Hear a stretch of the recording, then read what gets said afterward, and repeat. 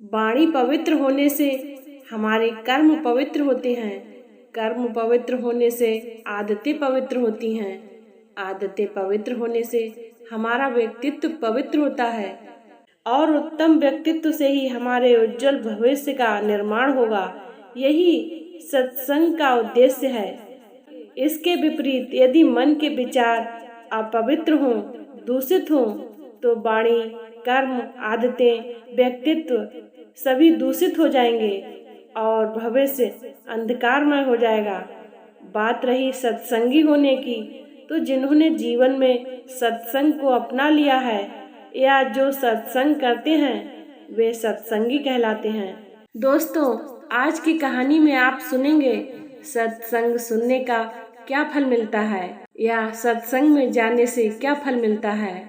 अगर आप चैनल पर पहली बार आए हैं तो चैनल को सब्सक्राइब करें और वीडियो को अंत तक अवश्य देखें। आपको पता चलेगा कि सत्संग में जाने से, सत्संग को सुनने से हमें क्या फल मिलता है। तो चलिए आज की कहानी को प्रारंभ करते हैं। एक बार देवर्षि नारद भगवान विष्णु के पास गए और प्रणाम करते हुए बोले, भगवान मुझे सत्संग की महिमा सुनाइए। भगवान मुस्कुराते हुए बोले, हे नारद, तुम यहाँ से आगे जाओ, वहाँ इमली के पेड़ पर एक रंगीन प्राणी मिलेगा। वह सत्संग की महिमा को जानता है, वही तुम्हें समझाएगा भी।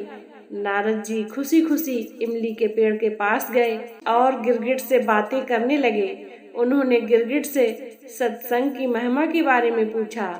सवाल सुनते ही वह गिरगिट पेड़ से नीचे गिर गया और छटपटाते हुए प्राण छोड़ दिए। नारद जी आश्चर्यचकित होकर लौट आए और भगवान को सारा वृतांत सुनाया। भगवान ने मुस्कुराते हुए कहा, इस बार तुम नगर के उस धनवान के घर जाओ और वहाँ जो तोता पिंजरे में दिखेगा उसी से सत्संग की महिमा पूछ लेना। नारद जी क्षण भर में वहाँ पहुँच गए और तोते से सत्संग का महत्व पूछा। थोड़ी देर बाद ही तोते की आंखें बंद हो गईं और उसके भी प्राण पखेरु उड़ गए। इस बार तो नारद जी घबरा गए और दौड़े दौड़े भगवान श्री कृष्ण के पास पहुँचे। नारद जी ने कहा, भगवान यह क्या लीला है?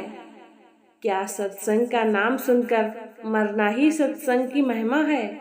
भगवान हंसते हुए बोले, यह बात भी तुमको जल्द ही समझ आ जाएगी।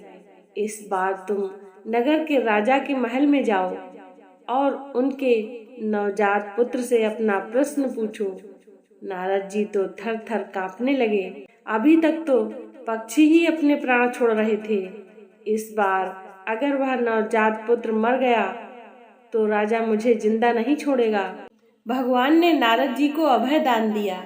फिर नारद जी ने दिल को मुट्ठी में रखकर महाराज के महल में आए।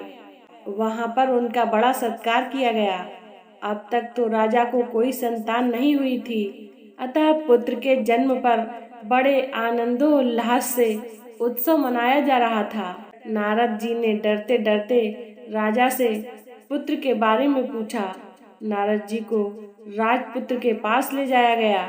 पसीने से तर होते हुए मन ही मन श्री हरि का नाम लेते हुए नारद जी ने राजपुत्र से सत्संग की महिमा के बारे में प्रश्न किया तो वह नवजात शिशु हंस पड़ा और बोला, महाराज, चंदन को अपनी सुगंध और अमृत को अपने माधुर्य का पता नहीं होता।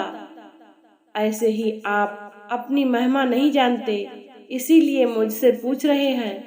वास्तव में आपके ही क्षण मात्र के संग से मैं गिरगिट की योनि से मुक्त हो गया और आपके ही दर्शन मात्र से तोते की शूद्र योनि से मुक्त होकर इस मनुष्य जन्म को पा सका हूँ। आपके सानिध्य मात्र से मेरी कितनी सारी योनियां कट गईं और मैं सीधे मानव तन में ही नहीं पहुँचा, अपितु राजपुत्र भी बना। यह सत्संग का ही तो अद्भुत प्रभाव है। बालक बोला, हे ऋषिवर, अब मुझे आशीर्वाद दें कि मैं मनुष्य जन्म के परम लक्ष्य को पालूं। नारद जी ने खुशी खुशी आशीर्वाद दिया और भगवान श्री हरि के पास जाकर सब कुछ बता दिया।